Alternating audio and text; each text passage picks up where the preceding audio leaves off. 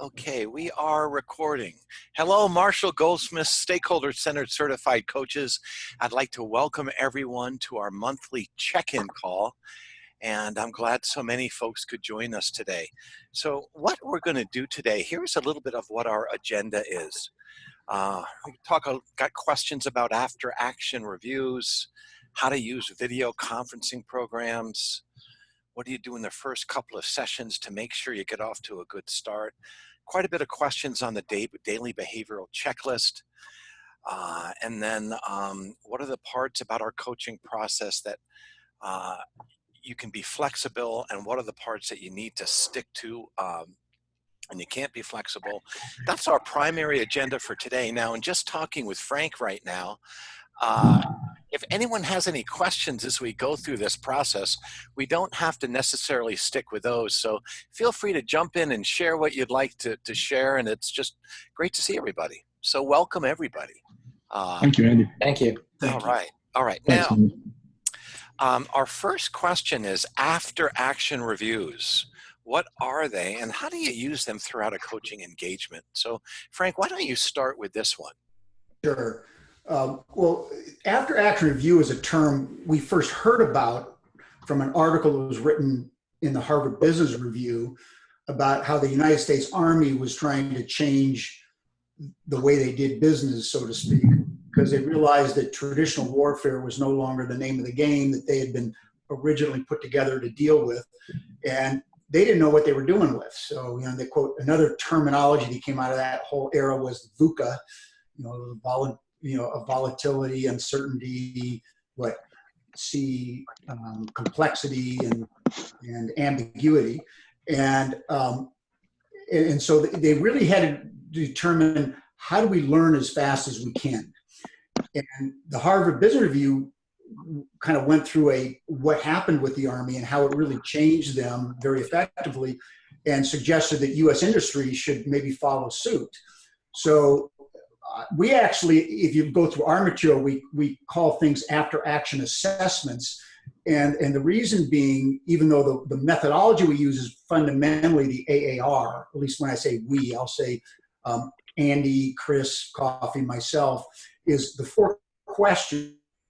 Andy, can you put up on the after action review questions? Yeah, so here's the one that I use. Can folks see it? Not yet. All right, let's do. No, I can see it. I can see it. All right, if you can see it, great. Go ahead, Frank, and this is the one that I use. And I'm glad that Andy put this up, because this is one of the key points I want to talk about. What is it? What is an after-action review or an after-action assessment? Is if the common ground in any one of these tools or sets of questions is getting the leader to learn as soon as possible after doing something. And what Andy has here is not the strict after action review the U.S. Army put together.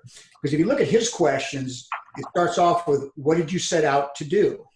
Second question is, what happened and why? And then the third question is, what insights do you have? And finally, what are you going to do moving forward? The classic after action by the United States Army split up the question number 2 that Andy has. Their AAR is, what did you set out to do? Second question is simply what happened.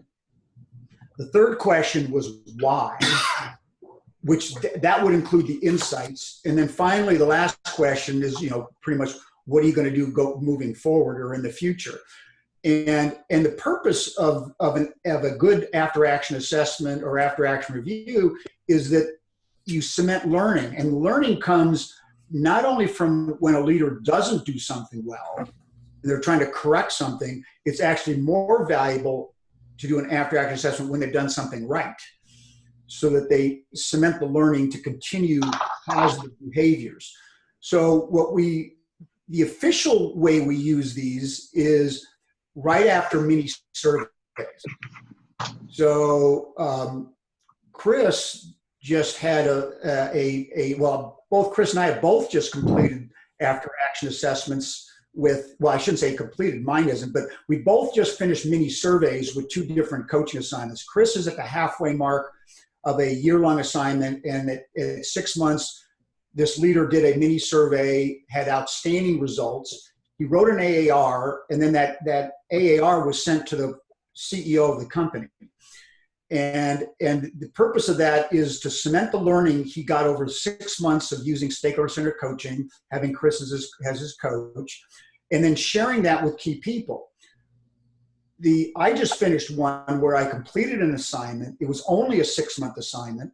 I had a single mini, and my leader, and it was actually last Friday that he actually got his results, and this week he's writing up his after-action assessment. Now, this is a very interesting case that I picked it up. I picked it up for only one reason, not pay.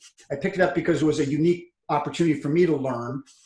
This young man is probably the smartest guy in this company in terms of the future. And he's also the son of the CEO. And that's actually why I picked it up. He has a father who's a very dynamic CEO, but also has a lot of behavioral issues himself that he should work on. Son is very similar. They're like bulls in a china shop. They take over meetings. You know, they always act like the smartest person in the room. Well, the son is dramatically improved in this. And so my key goal is for him to write up the after-action review and send it to his father. Ha! I love it. So, you know, his father may start emulating son as opposed to son emulating father in the way he operated. Now, so having said that, we always try to cement learning after feedback, the formal feedback, the measurement tool with our mini surveys. The other place, and then I'm finished with this question, is you can do a form of after-action assessment, which is basically any kind of a post-mortem using any set of questions you want, if the goal is that the leader learns, really stops, thinks, and learns from what they just did. So you can do an after-action assessment on a weekly phone call if you're just checking in with the leader. You may be doing an after-action review of how did you do your check-ins last week, because it was your monthly check-in time. So that's the use of the AAR. It's a very valuable tool to use in your coaching. Does anyone have any questions about what I said or comments about what I said from their own experience? All right, let me check the chat room. Or anyone, got it. I tend to use them more on a monthly basis. So I just interrupted something. Dana, was that you? Or Danny has a question. Oh, Danny. I put a question in the chat box. Yes, I put a question in the chat box. Hello, everybody. Hi, Danny. Good to see you guys. Good to see Long time you guys. no see. I'm calling from California. So I'm funny guy. I see it, Danny. I see your question. The behavior that this leader worked on, and I'm not giving away confidentiality, I don't think, was actually one of the values of this company. And it's really interesting. This company has a number of values, like many that if they have a set of values, and the value was caring. So what his goal was improve in demonstrating I'm not going to mention the company's name. It was actually written right in his statement, the company's value of caring. So he came across as, someone came up with a stupid idea. He pretty much let the world know how stupid this person was in correcting the behavior. Now, by the way, he was right. The person's comment or suggestion, whatever, was not the most helpful to the future success of the company, where this guy was coaching had the right answers, but he came across as just completely almost the opposite case of caring. So that's what he worked on. But see, within that, a lot of his behaviors around collaborating more, building off of other people's ideas, but it was all, his action plan was all built around demonstrating caring. Cool.